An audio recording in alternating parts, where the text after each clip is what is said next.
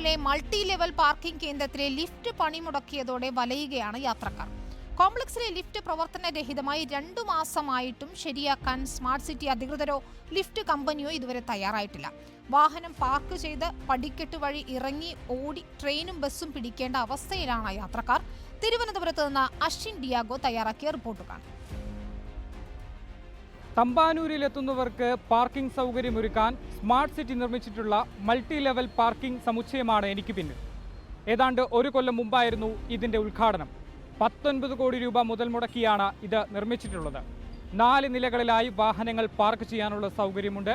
മാത്രമല്ല എല്ലാ നിലകളിലും ശുചിമുറി സൗകര്യവും ഇവിടെ ഒരുക്കിയിട്ടുണ്ട്. പക്ഷേ കഴിഞ്ഞ 2 മാസമായി ഇവിടുത്തെ ലിഫ്റ്റ് തകരാറിലായിട്ട് ഇതുവരെ അത് ശരിയാക്കാൻ സ്മാർട്ട് സിറ്റി അധികൃതരോ ലിഫ്റ്റ് സ്ഥാപിച്ച കമ്പനിയോ തയ്യാറായിട്ടില്ല. 80,000 രൂപ വേണം ലിഫ്റ്റ് ശരിയാക്കാൻ. ഇതാര് വഹിക്കും എന്നതാണ് ഇവർ തമ്മിലുള്ള തർക്കത്തിന് കാരണം.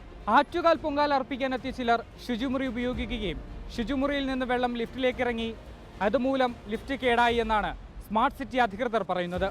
പക്ഷേ ലിഫ്റ്റ് കേടാകാൻ കാരണം തങ്ങൾ മൂലമല്ലെന്നാണ് ലിഫ്റ്റ് സ്ഥാപിച്ച കമ്പനി പറയുന്നത്. ലിഫ്റ്റ് കമ്പനിയും സ്മാർട്ട് സിറ്റി അധികൃതരും തമ്മിലുള്ള തർക്കം മൂലം വലയുന്നത് യാത്രക്കാരാണ്.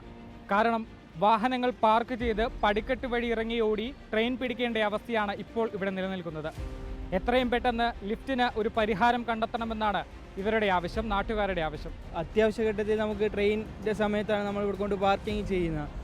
അപ്പം നമ്മളിപ്പോൾ ഒരു 5 മിനിറ്റൊക്കെ ഉള്ളുവെങ്കിൽ ഈ സ്റ്റെപ്പ് ഇറങ്ങുന്ന സമയം കൊണ്ട് ട്രെയിൻ പോകും. ലിഫ്റ്റ് ഇല്ലാത്തതുകൊണ്ട് വലിയ പാടാണ് കയറി പോകാനും തിരിച്ചിറങ്ങി വരാനും. വീഡിയോ ജേർണലിസ്റ്റ് വിഷ്ണു ML-നൊപ്പം reporter Ashin Diego, in reporter, Thiruvananthapuram.